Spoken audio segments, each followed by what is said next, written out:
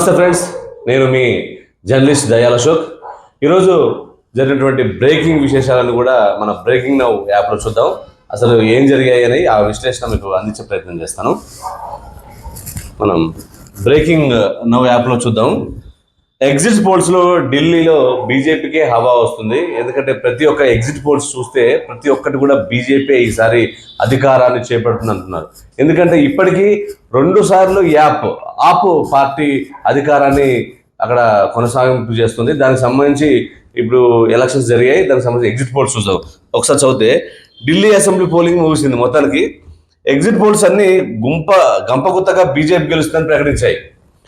27 ఏళ్ల తర్వాత ఎర్రకోటపై కమలం జెండా ఎగరండి. అంటే 27 ఇయర్స్ బ్యాక్ అధికారంలోకి ఉండే ఇప్పుడు 27 ఇయర్స్ తర్వాత ఇప్పుడు అధికారం బీజేపీది అని ఇప్పుడు అప్పుడంటే ఎగ్జిట్ పోల్స్ చెప్తున్నాయి.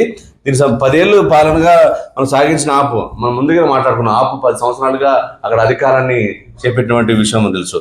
మీడియా సంస్థలన్నీ దాదాపు కూడా ఎన్ని సీట్లు వస్తున్నాయంటే బీజేపీకి 39 నుంచి 60 సీట్లు వస్తాయని ప్రకటించినాయి. అంటే దాదాపు అధికారం వాళ్ళదని చెప్తున్నాయి.